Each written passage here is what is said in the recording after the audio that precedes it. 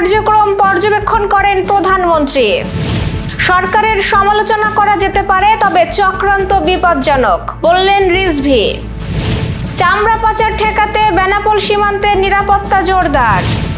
যুক্তরাষ্ট্র ইরান যুদ্ধবিরতির খবরে বাড়ল স্বর্ণের দাম। দেশের 5 বিভাগে মাঝারি ধরনের ভারী বর্ষণ হতে পারে। দর্শক, গ্রামের কাগজের সকালের সংবাদে আপনাকে স্বাগত। আপনাদের সাথে আছি আমি স্বপ্না দেবনাথ। শুনছিলেন প্রধান শিরোনাম, এছাড়াও রয়েছে রাশিফল। এবার চলুন যাওয়া যাক মূল আয়োজনে।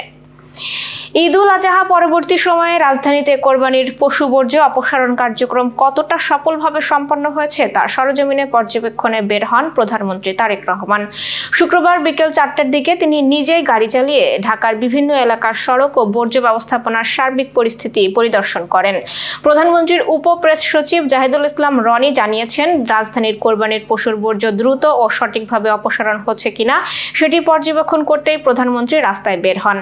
প্রধানমন্ত্রীর গাড়ি গুলশান এভিনিউ এর বাসভবন থেকে বের হয়ে গুলশান 1, হাতিরঝিল, রামপুরা, মালিবাগ, বাসাবো, কমলাপুর, সাইদাবাদ, যাত্রাবাড়ি, ধোলাইখাল, গুলিস্তান, শাহবাগ, এলিফ্যান্ট রোড ও নিউ মার্কেট সহ রাজধানীর বিভিন্ন গুরুত্বপূর্ণ সড়ক প্রদক্ষিণ করে। পরে ধানমন্ডি, পান্থপথ, ফার্মগেট, বিজয় সরণি ও মহাখালী এলাকার সার্বিক পরিস্থিতিও পর্যবেক্ষণ করেন প্রধানমন্ত্রী।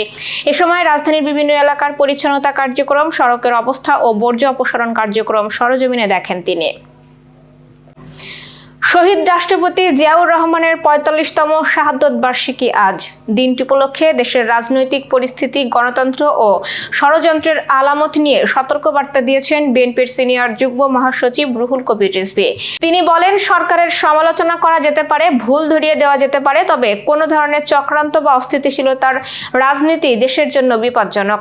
রাজধানীর নয়াপল্টনে বিএনপির কেন্দ্রীয় কার্যালয়ে আয়োজিত সংবাদ সম্মেলনে তিনি এসব কথা বলেন। রিজভী বলেন, দেশে গণতন্ত্র প্রতিষ্ঠা ও বহুদলীয় রাজনীতি ফিরিয়ে আনতে শহীদ রাষ্ট্রপতি জিয়াউর রহমান ঐতিহাসিক ভূমিকা রেখেছিলেন। সংবাদপত্রের স্বাধীনতা থেকে শুরু করে উৎপাদনমুখী অর্থনীতি গড়ে তোলা প্রতিটি ক্ষেত্রে তিনি সাহসী নেতৃত্ব দিয়েছেন।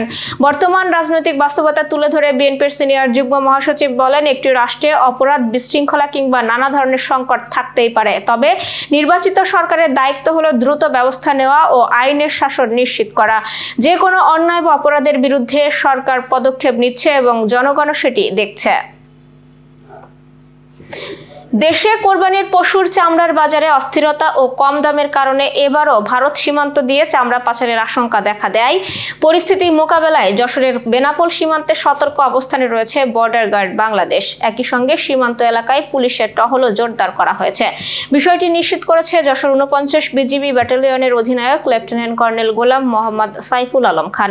তিনি জানান, সীমান্তে গুরুত্বপূর্ণ পয়েন্টগুলোতে সার্বক্ষণিক নজরদারি বাড়ানো হয়েছে এবং কোরবানির পর চামড়া পাচারের ঝুঁকি যতদিন থাকবে ততদিন এই বিশেষ নিরাপত্তা ব্যবস্থা অব্যাহত থাকবে। সীমান্ত এলাকার বাসিন্দাদের মতে, প্রতি বছর কোরবানির মৌসুমে ভারতীয় বাজারে গরুর চামড়ার চাহিদা ও দাম বেশি থাকায় সীমান্ত পথে পাচারের প্রবণতা দেখা যায়। তবে চলতি বছর যাতে কোনোভাবে চামড়া পাচার না হয় সেই বিষয়ে কঠোর অবস্থানে রয়েছে বিজিবি। যুক্তরাষ্ট্র ও ইরান যুদ্ধবিরতি চুক্তির খবরের মধ্যে স্বর্ণের দাম কিছুটা বেড়েছে। একই সঙ্গে মূল্যস্ফীতি এবং যুক্তরাষ্ট্রের সুদের হার বাড়ানোর আশঙ্কা নিয়ে উদ্বেগও বাড়ছে বিনিয়োগকারীদের মধ্যে।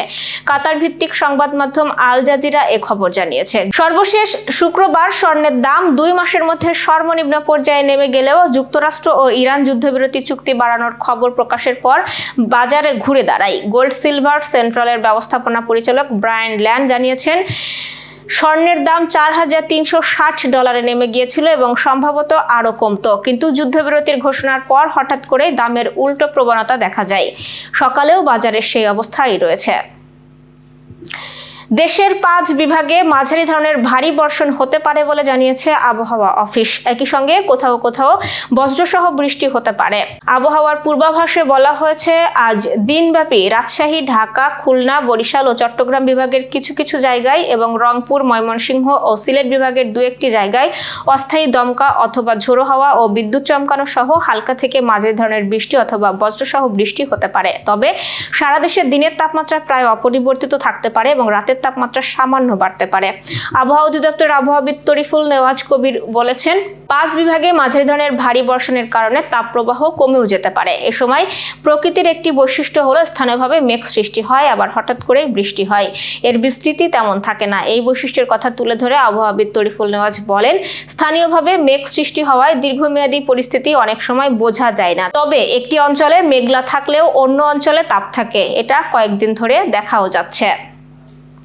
দর্শক, এবার চলুন জেনে নিই কেমন যাবে আপনার আজকের দিন অর্থাৎ 30শে মে রাশিফল। মেষ রাশির আজ কর্মক্ষেত্রে নতুন সুযোগ আসতে পারে। পরিবারের কারোর সঙ্গে ভুল বোঝাবুঝি মিটবে এবং অর্থ ব্যয়ে সতর্ক থাকুন। বৃষ রাশির ব্যবসায়ে লাভের সম্ভাবনা রয়েছে। পুরানো কোনো বন্ধুর সঙ্গে যোগাযোগ হতে পারে এবং স্বাস্থ্য মোটামুটি ভালো যাবে। মিথুন রাশির আজ সিদ্ধান্ত নেওয়ার আগে ভালোভাবে চিন্তা করা প্রয়োজন। প্রেমের সম্পর্কে ইতিবাচক পরিবর্তন আসতে পারে এবং ভ্রমণের যোগ আছে। কর্কট রাশির পারিবারিক বিষয়ে ব্যস্ততা বাড়বে। চাকরিজীবীদের জন্য দিনটি শুভ এবং মানসিক চাপ কমানোর চেষ্টা করুন। সিংহ রাশির আর্থিক দিক ভালো যেতে পারে। নতুন কাজে সাফল্যের ইঙ্গিত রয়েছে এবং বন্ধুদের সহযোগিতা পাবেন। কন্যা রাশির কর্মক্ষেত্রে দায়িত্ব বাড়তে পারে। কারো কথায় আবেগপ্রবণ না হওয়াই ভালো এবং শিক্ষার্থীদের জন্য শুভ দিন। তুলা রাশির আজ মন ভালো থাকবে। দাম্পত্য সম্পর্কে সুখবর পেতে পারেন এবং হঠাৎ কোনো খরচ বাড়তে পারে। বৃশ্চিক রাশি গোপন শত্রু থেকে সতর্ক থাকুন। ব্যবসায়িক আলোচনা সফল হতে পারে এবং শরীরের প্রতি যত্ন নিন। ধনুরাশির ভ্রমণ ও নতুন পরিচয়ের সম্ভাবনা রয়েছে। আটকে থাকা কাজ শেষ হতে পারে এবং প্রেমে আজ থেকে শুভ সময়। মকর রাশির ধৈর্য ধরে কাজ করুন। অফিসে প্রশংসা পেতে পারেন। পরিবারের সঙ্গে সময় কাটালে ভালো লাগবে। কুম্ভ রাশির সৃজনশীল কাজে সফলতা আসবে। অর্থনৈতিক পরিকল্পনায় লাভ হতে পারে এবং নতুন সিদ্ধান্তে আত্মবিশ্বাস রাখুন। মীন রাশি আজ আবেগ নিয়ন্ত্রণে রাখতে হবে। প্রিয়জনের কাছ থেকে সুখবর পেতে পারেন এবং স্বাস্থ্য বিষয়ে অবহেলা করবেন না। দর্শক, এই ছিল এখনকার আয়োজন। সব খবর সবার আগে জানতে ও দেখতে চোখ রাখুন গ্রামের কাগজের ইউটিউব চ্যানেল ও ফেসবুক পেজে। বিদ্যুৎ ও জ্বালানি তেল ব্যবহারে সাশ্রয়ী হন। আপনার কোনো প্রশ্ন বা তথ্য থাকলে জানাতে পারেন কমেন্টে। এতক্ষণ সাথে থাকার জন্য ধন্যবাদ। পরবর্তী খবর দেখুন বেলা 2:30টায়।